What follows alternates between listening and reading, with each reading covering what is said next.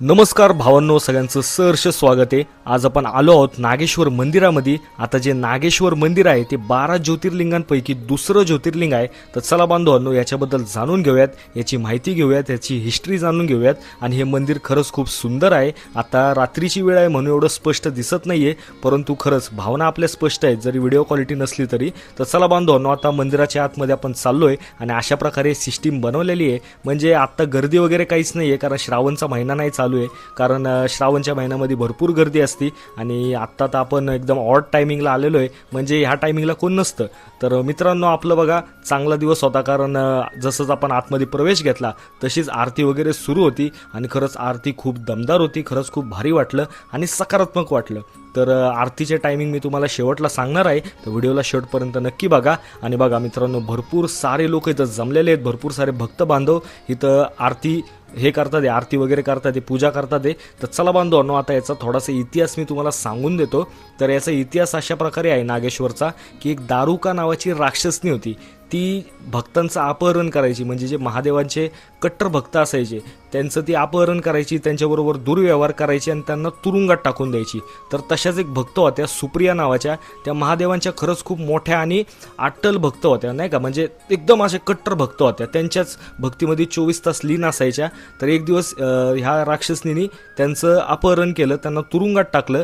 तरीसुद्धा तुरुंगात टाकल्यानंतरही त्यांचा ओम नमः शिवायचा पाठ थांबला नाही। ज्या भक्त होत्या त्यांचा ओम नमः शिवायचा पाठ मुळीच थांबला नाही आणि त्यामुळंच जे भगवान शिव आहेत, महादेव आहेत, ते स्वतः त्यांच्या मदतीसाठी धाव घेतात, त्यांना वाचवतात आणि जी राक्षसनी असती दारुका तिचा वध करतात। आणि त्यानंतर ते मग इथं स्थापित होऊन जातात। म्हणजे स्थापित म्हणण्यापेक्षा महादेवाची कृपा, महादेव स्वतः इथे विराजमान होतात आणि त्यानंतर नागेश्वर मंदिर याची स्थापना होती। तर अशा प्रकारे याचा इतिहास आहे आणि बघू शकता आरती खरंच खूप दमदार आहे। आता मी तुम्हाला ऐकवतो, तर ऐका।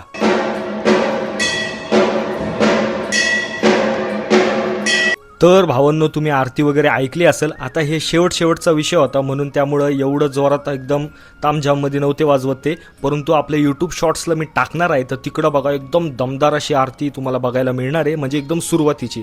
तर चला बांधवांनो, आता दर्शन वगैरे झालेलं आहे आणि आता एकदम आपण एक्झिट वगैरे करूयात। एक्झिट अशा प्रकारे बनवलेली आहे, म्हणजे बांधकाम खरंच खूप सोप्या पद्धतीने केलेलं आहे, पण एकदम भारी केलेलं आहे। आणि बाहेर तुम्ही बघू शकता, बाहेरच्या परिसरात भरपूर सारे देवी देवतांच्या मूर्त्या बनवलेल्या आहेत, एकदम सुंदर अशा मूर्त्या आहेत। आणि अजून एक मंदिर मी तुम्हाला दाखवतो, ते पण खरंच खूप सुंदर आहे आणि बाहेरच्याच परिसरात आहे, ते एक नंबर आहे। आणि मला तुम्ही कमेंट सेक्शनमध्ये नक्की सांगा ते मंदिर कोणते, म्हणजे मला माहिती आहे पण तुम्ही सांगा, नाही का, कमेंट वगैरे करा, नाही का। तर चला आपण मंदिराच्या आतमध्ये जाऊ। आणि मंदिराच्या परिसरात खरंच खूप सकारात्मक वाटते, तसं सर्व मंदिरांमध्ये सकारात्मकच वाटतं, भारी वाटतं, प्रसन्न वाटतं।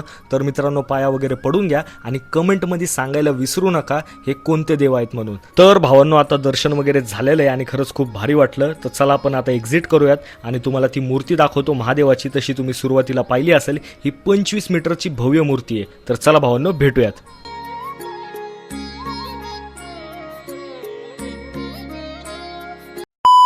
पण आपल्याकडे चालत येते, बाप रे बाप, जे पण आहे कसलं खतरनाक आहे, आपल्याकडे चालत येते, आई शपथ। खिडकी बंद करू काय? हे कसला चालतोय, एकदम नाही करत आहे। अयो बापरे, खतरनाक।